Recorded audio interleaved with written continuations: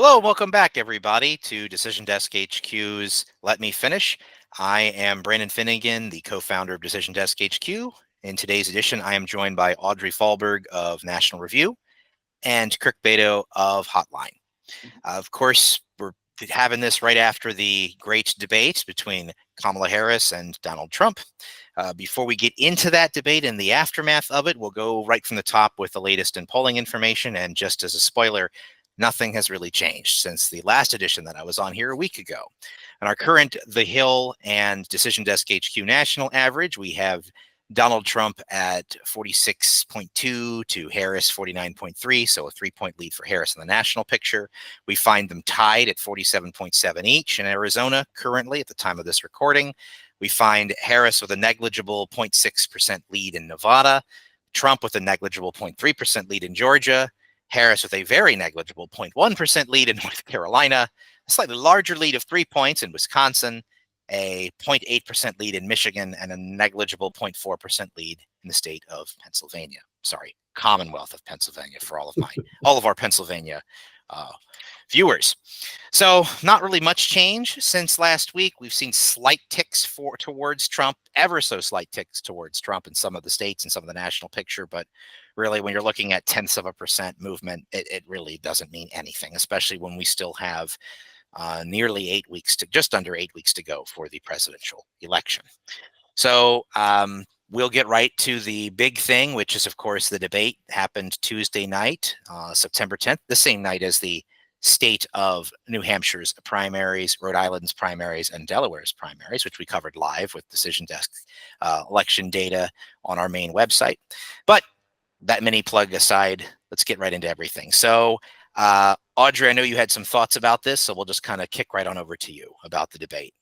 Sure. Well, I think, first of all, I'm in a car right now because I'm driving back from Steelton, Pennsylvania, where I had an interview with Republican Senate candidate Dave McCormick there. So stay tuned for that. But that is why I'm in a car right now. But I did watch the debate. Very eventful. I think first, it's important to talk about expectations here. I surveyed about 10 or 12 Democratic senators and members of the House about expectations for Kamala Harris. And, a lot of them were talking about how with these kinds of things, style is just as important, if not more important than substance. Some of them were pretty nervous about it. Jim McGovern said she has to win. That's just the bottom line. Adam Smith, he crossed his fingers in front of me and said he hopes she does well. Obviously, last night, Democrats are not thrilled with her performance. They think that she came across as presidential. She didn't have any major gaffes like some Democrats had privately feared. Regarding Trump and expectations, then we can kind of get into what actually happened on stage. I'm sure Kirk will have a lot of thoughts here. Republicans were going into this debate thinking that Trump had the upper hand, right? All he had to do, they said, was make the case, as Reagan did famously, and ask the audience, are you better off now than you were 4 years ago? Just drill her on the economy and drill her on immigration. A lot of them are not pleased with how it went. Of course, a lot of Republicans watching the debate called it the three-on-one showdown. They blame the moderators for fact-checking fact-checking Trump and not Kamala Harris live, which we can get to in a moment. But Kirk, I'm curious your thoughts here on the missed opportunity shtick here. What are your thoughts on how he did? I think it was a huge missed opportunity for Trump. Now, Trump is pretty baked in. This is his 7th general election debate. He's debated more in the general election more than any other candidate in history. He's a known quantity. Harris had a little bit higher bar of introducing herself to voters and also not having the same poor debate performances that plagued her during the 2019 primary when she was running against Biden. And she met those expectations. I have some thoughts on the moderators as well, and I'm really interested to hear y'all's thoughts as well. They were definitely a much bigger presence than they were in the CNN debate in June. But at the same time, I don't think we can the excuse that it was a 3-on-1 from some Republicans that Trump had the debt stacked against him. It's not like David Muir, told Trump to talk about the conspiracy theory in Springfield, Ohio 3 separate times and bring up the they're eating the pets, they're eating the dogs, they're eating the cats.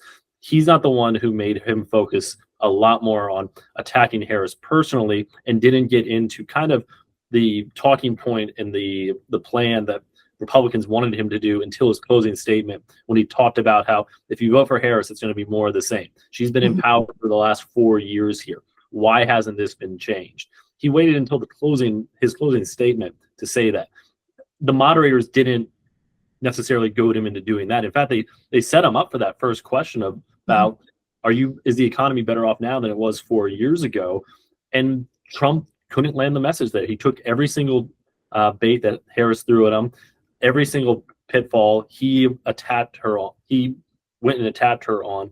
And it was not the debate performance that Republicans wanted from Trump. But will it ultimately matter? I don't think so, because I think it's very inelastic right now. But Harris had a lot more to lose if she had a very poor debate performance. To dovetail off your point there, it was really interesting watching how so many of his points were fact checked in real time. Of course, some of that is, you can argue whether or not that's warranted. But, with Harris, for example, she said that there are no American troops in combat zones overseas, which is, of course, patently false. And there was no correction of that. That said, so his base and a lot of undecided voters there's a strong distrust of the press, right? He could have looked in the camera and said, why are you fact checking her in real time, right? Even that was a missed opportunity, politically speaking. And of course, he's done so many of these debates, as you mentioned, Kirk. He should go in expecting this, of course, that, the deck, that in his view, the deck is going to be stacked against him, right? And of course, every nimble candidate should know and understand how to go on offense and how to pivot, even if you think that you're being asked unfair questions. As you said, he made the choice to take the bait, right? Correct me if I'm wrong, but I recall Kamala Harris is asked about immigration, right? And then she cleverly mentions the size of his rallies and that people leave. And then he gets the mic and could just hammer her on immigration, but he goes, but first I want to address the rallies, right? And he did exactly what she wanted to do. So again, that phrase "missed opportunities," what I keep hearing from Republican operatives, all of whom are very frustrated by his performance, but don't necessarily think, as Brandon, I'm sure, can speak to in a second, that this will be a determinative point in the point in the election here that will really move polling, because of course a lot of millions of Americans watch this event, but will that really move the needle here?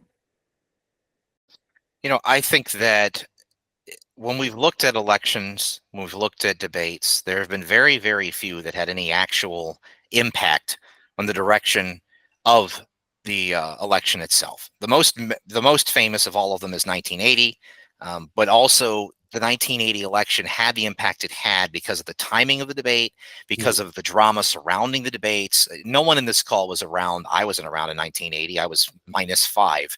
But you can look at and read up on the back and forth between Carter and Reagan about including Anderson, and Carter did not want Anderson on the stage. That was the independent. The Republican turned independent, and Reagan wanted him on the stage. In fact, one debate he held with Anderson, Carter didn't show up, and while they disagreed, Anderson made a very strong point that the person who should be answering for everything right now didn't bother to show up. The problems in the country aren't mine or Mr. Reagan's. It's the man who isn't here. All of this eventually came to a head. Reagan relented. Anderson was not going to be there at the final and only debate that was held. And that debate was held in 1980. That's where Reagan delivered the famous "Are you better off now than you were 4 years ago?" closing line statement. It was a brilliant piece to end a debate with. It had its impact because it was so incredibly close to the actual election. You're talking like a week before. Like, it was very close to the date of the election. And again, the drama and buildup and expectations for what was going to happen going into that debate were sky high. I believe it still holds the record for the most watched debate in terms of audience share in modern television for the U.S. It's a pretty long record, too, going back 44 years. There's been some others that people have argued have made some impact. The Dukakis H.W. Bush debates in 1988, the bizarre, depending on how you looked at it, the bizarre trio of debates that happened in 2000 between Gore and Bush might have had a little bit of movement, but nothing as dramatic as 1980. Everyone hopes that the debate's going to go that way.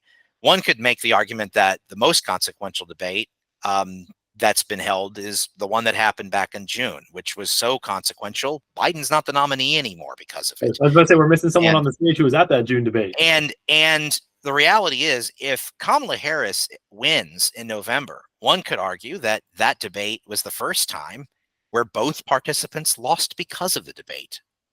Biden lost because he obviously couldn't muster a full campaign, as was evident with 90 minutes of whatever that was on television.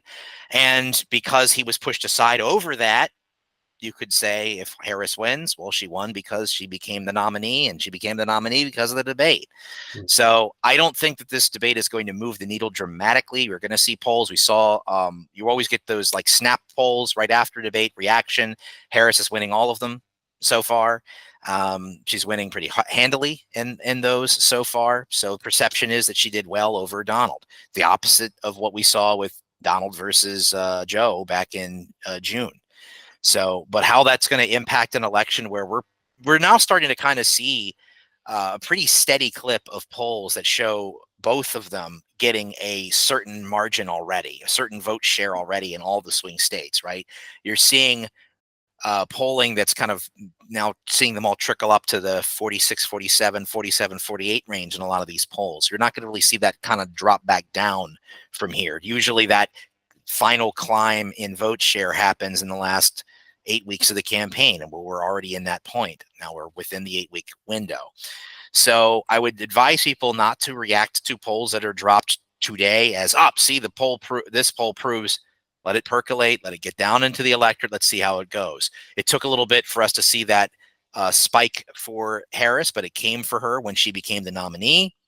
And a lot of polling kind of gave her that little oomph that she was going to get. That's why we also didn't see such a big spike during the convention, because she already got that, introducing the candidate, rolling out the candidate. It was already ticking out. It was already happening. So she was already on that little rocket, that little boost that she got. Now it's kind of plateaued. She's not climbing even further in polls. She's basically polling at where she's been polling at. Donald's numbers are kind of ticking up a little bit in some of the swing state polling, but again, it's marginal changes. We're not really seeing a lot of the wild swings that we've seen in previous elections. It seems way more calcified. Audrey, I want to ask you something real quick here. You're coming back from Pennsylvania. Do you get to talk to any voters while you're up there at all? Was anyone talking about the debate up there that you interviewed or were talking with? It was a small event. It was a press conference at a gas station with about a dozen people. So I did not get that chance. But what I will say is, on the debate stage, she did have to answer questions about her prior opposition to fracking, which of course is, so a bunch of people have jobs that are related to fracking in Pennsylvania. She said on the debate stage that since 2020, she has not banned fracking under the current administration. But ads that include her prior vow and pledge to ban fracking really could resonate in the state, and the Trump campaign would be wise to play clips of her saying that on television in the lead up to Election Day. But yeah, this race is clearly a nail biter in Pennsylvania, and I know, Brendan, you're passionate about talking about polling there. But one more note about polling, since we talked a little bit about that. That initial bump in euphoria that Democrats had as soon as she ascended to the top of the ticket. I talked to Democrats before, in the hours leading up to the debate, whether they were kind of surprised that she didn't have more of a lead, and that her honeymoon, if you want to call it that, in polling has kind of fizzled. And they rejected that premise. I talked to Dean Phillips, who of course briefly ran against Biden for the nomination. He said he doesn't feel like there's any sense of panic or nervousness, that she is really polling at parity with him. It seems in this race is a dead heat, but we will see if that changes over the next few weeks. What events do you see changing that? Because right before we started recording here, Trump said that there's not going to be a third debate. He's not going to debate Harris again. This was the largest live television audience for an event since the Super Bowl earlier this year, And it doesn't seem like there's going to be anything else that is going to command that wide swath of attention on the campaign calendar in these final 8 weeks here. Is there anything that could happen, anything that you're thinking about that could break through and maybe make this race a little bit either candidate pull away, or is the cake kind of baked right now where we're going to be having this game of inches until November 5th? Yeah, I mean, that is the most important question, right? I think that's why the ground game matters for both teams, right? And that's why You're going to probably start seeing a little bit more media churn of stories about how strong Trump's ground game really is this time around, because it's leaning and outsourcing it a lot to PACs and other Republican groups. Obviously there are unpredictable events that happen with any administration. So if there's some event that happens overseas with one of our adversaries, that obviously could have an impact on the election, something with the stock market, right? But yeah, it will be interesting to see whether Kamala Harris decides to do a sit-down interview with another major media network and face really tough questions. That could have an impact because, of course, during that interview with CNN and during the debate, she managed to not really have any word salad moments, which I think was an important bar for her to clear, because that was a huge Republican hit on her. And then with Trump, yeah, will he do major media interviews? Will he do town halls? And will he say some things that really turn off voters, or is the cake baked, and do people are they comfortable with his personality and just kind of want to go back to an economy under his administration? Do you have any thoughts on that, Kirk? I don't know if the cake is fully baked right now, and I think we have to account for some sort of October surprises coming up here, but it seems readily apparent that both candidates will not be in the same room again unless there's some commemorative ceremony like there was for 9/11 yesterday. That will not have any debates. They won't have the same level of platform. The only thing that I could see really changing is after this really strong debate performance, Audrey, to your point, is that Harris is more comfortable now putting herself out there. You saw Tim Walz do the media interviews immediately after the debate. And I think Harris is going to start getting in front of the cameras more and putting herself in front of voters in more unscripted moments after a really successful debate here. But I'm really excited to follow on your coverage of it as we gear towards November 5th here. And speaking of that, I think we can probably wrap things up right about here. Of course, obviously, keep clicking the likes and subscribes here on our YouTube channel. We're going to keep pushing these out at least twice a week from now through Election Day. But I do want to note, Decision Desk HQ, anything that you need when it comes to analysis of the elections, waiting for those results on election night during state primaries. There is one special election still left this year before the November election. That is in New Jersey, a congressional special election next Wednesday night. We will have live results for that starting at 8 p.m. Eastern time on DecisionDeskHQ.com, where you can find all that information. And do want to remind everyone, we will be covering the general election, of course, on November the 5th with live results from all 50 states and the District of Columbia. And we'll be doing a live show for that night, the night that everyone is waiting for to see which of these two win. And with that, and for Kirk Beto and for Audrey Fahlberg and for myself, Brandon Finnegan, thank you so much, and we'll see you again.